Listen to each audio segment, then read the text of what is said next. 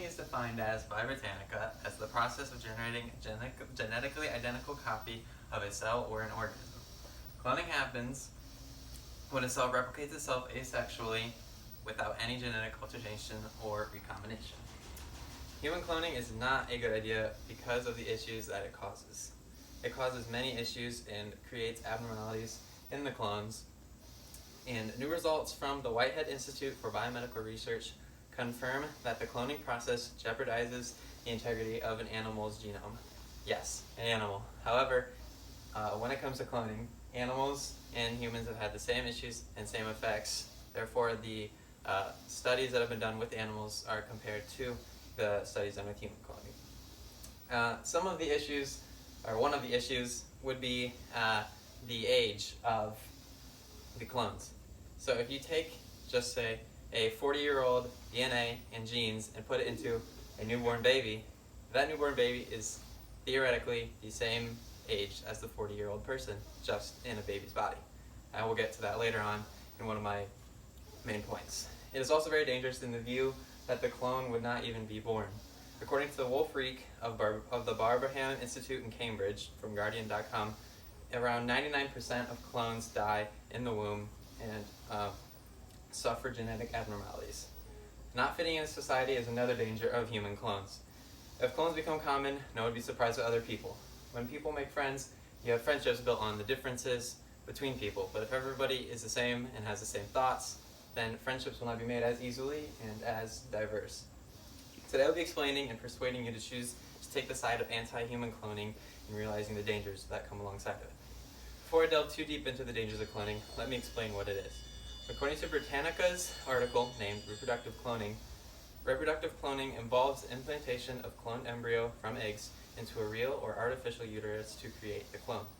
An embryo is developed into a fetus and is carried to term, which would be known in normal pregnancies as the 9 months to when the baby is born. According to the National Institutes of Health, another way to explain the reproductive cloning is for scientists to remove a mature somatic cell from the animal or human that the scientists wish to copy. The desired DNA is then transferred from an egg of the same species that has its own DNA removed. And since you know a little bit of what cloning is, I will now move on to my first point. Ranging from abnormalities to not even being born, cloning is filled with many issues. There are 3 different types of cloning. According to the National Human Genome Research Institute, there is gene cloning, reproductive cloning, and therapeutic cloning. Therapeutic cloning and reproductive cloning are the ones that raise the most cause for concern of danger and ethical issues. When clones are given to other cells, in a way they are given their age, like I said in my introduction. And for example, there was a sheep in the 1990s that they had successfully cloned. The sheep that they gave the original DNA from to the clone was 6 years old. And in this you can see that is the sheep, and then this is the unfertilized egg cell that would eventually become Dolly, which was the sheep's name. After they take the cells from the original and they mix it with the egg cell without the nucleus, it becomes a clone. And in this case, the clone took the age, in a way, of the 6-year-old sheep. The average lifespan of a sheep is 12 years old, and Dolly ended up dying when she was 6. 6 plus 6 equals 12, which is the average lifespan of a sheep.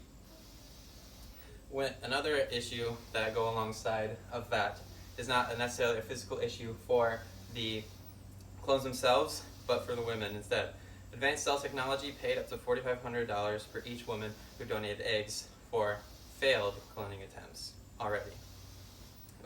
With those issues, the biggest issue by far is the unsuccessful number of efforts taken that have not worked out. According to Connect Us by Natalie Rigioli, 90% of the efforts taken have been failures.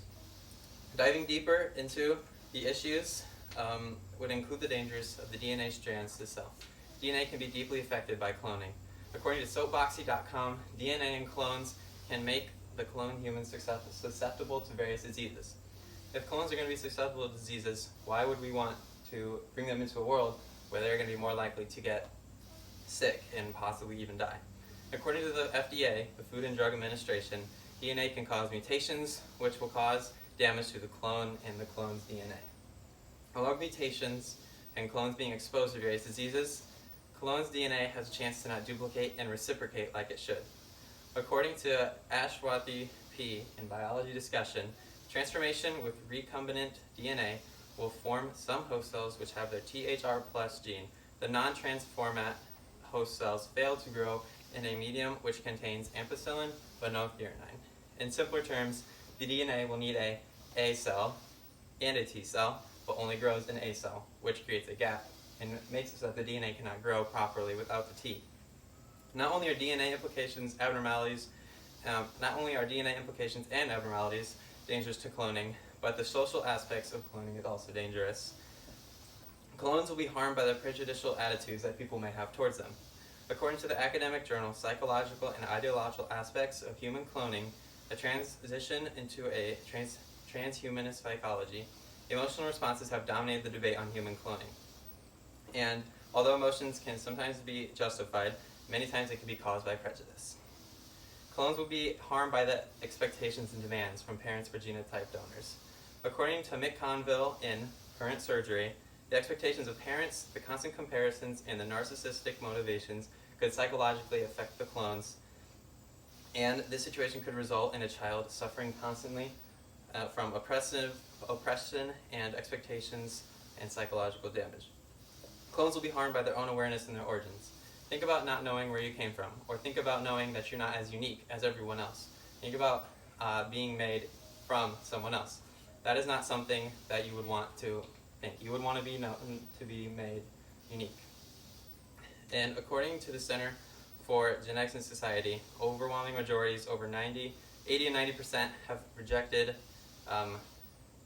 human cloning, which is why you should too.